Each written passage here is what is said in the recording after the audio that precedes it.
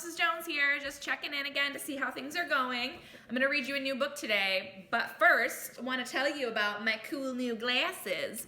So these are not real glasses. They are what they call blue light glasses. You can see they're like really shiny, which like adds a lot of glare, which is kind of annoying, but they also have a special yellow tint in them.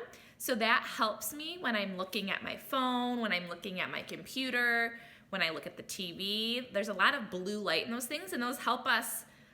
The blue light actually makes us have a harder time sleeping. So like I know if I watch TV too late at night, sometimes I have a harder time getting to bed.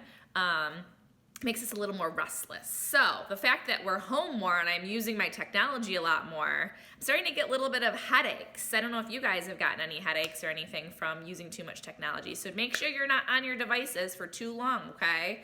But in the meantime, I decided I'm gonna get these fancy new glasses. They don't have real lenses in them. They just have the special protectors, so my head doesn't hurt as much using my different devices. So I'm going to read you a book. I don't need these for that because there's no actual lenses in them like my real glasses.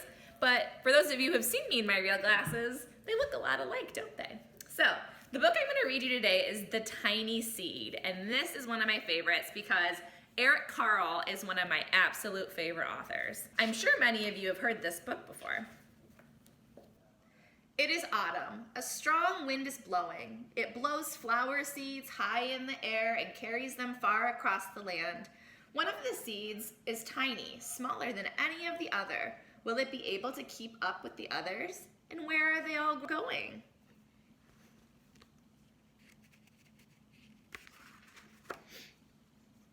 One of the seeds flies higher than the others. Up, up it goes. It flies too high and the sun's hot rays burn it up. But the tiny seed sails on with the others.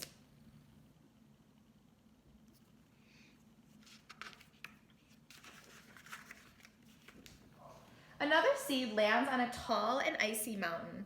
The ice never melts and the seed cannot grow. The rest of the seeds fly on, but the tiny seed does not go as fast as the others.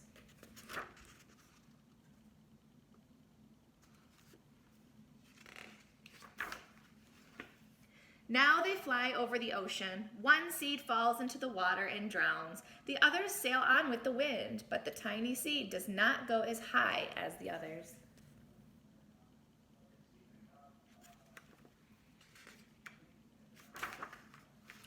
One seed drifts down onto the desert. It is hot and dry and the seed cannot grow. Now the tiny seed is flying very low, but the wind pushes it on with others.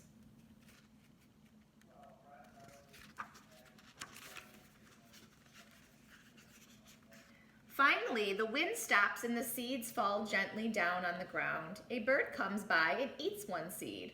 The tiny seed is not eaten. It is so small that the bird does not see it. Ooh, lucky little seed.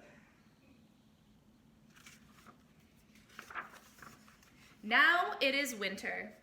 After their long trip, the seeds settle down. They look just as if they are going to sleep in the earth. Snow falls and covers them like a soft white blanket.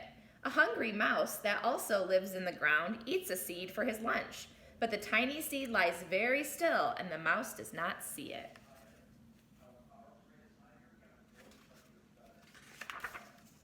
Now it is spring.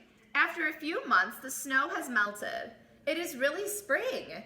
Birds fly by, the sun shines, rain falls, the seeds grow so round and full they start to burst open a little. Now they are not seeds anymore, they are plants. First, they send roots down into the earth. Then their little stems and leaves begin to grow up towards the sun and air. There is another plant that grows much faster than the new little plants.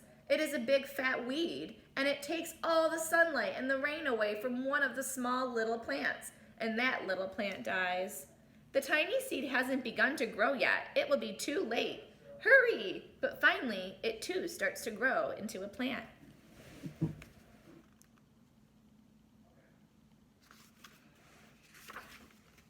The warm weather also brings the children out to play. They too have been waiting for the sun in springtime. One child doesn't see the plants as he runs along and, oh no, he breaks one. Now it cannot grow anymore. The tiny plant that grew from the tiny seed is growing fast, but its neighbor grows even faster. Before the tiny plant has 3 leaves, the other plant has 7. And look, a bud, and now even a flower. But what is happening? First, there are footsteps. Then a shadow looms over them. Then a hand reaches down and breaks off the flower. Oh man. So it looks like the little guy's still going. A boy has picked the flower to give to a friend. Oh, that's nice.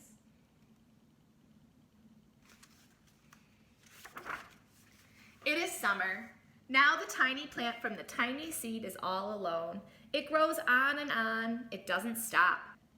The sun shines on it and the rain waters it. It has many leaves. It grows taller and taller. It is taller than the people. It is taller than the trees. It is taller than the houses. And now a flower grows on it. People come from far and near to look at this flower. It is the tallest flower they have ever seen. It is a giant flower. All summer long, the birds and bees and butterflies come visiting. They have never seen such a big and beautiful flower.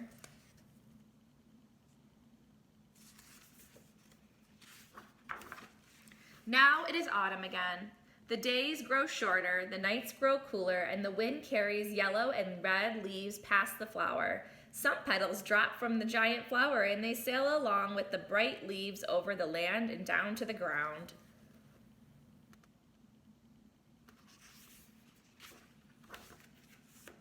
The wind blows harder. The flower has lost almost all of its petals. It sways and bends away from the wind, but the wind grows stronger and shakes the flower. Once more, the wind shakes the flower, and this time the flower's seed pod opens. Out come many tiny seeds that quickly sail far away on the wind. The end. So I want you guys to think about the process of a plant growing. I know many of you are currently growing your own plants at home. I've seen them in videos. I've seen them video chatting with some of you. You guys are doing a great job. That's so exciting, and I hope that your plants end up growing. So, the tiny seed.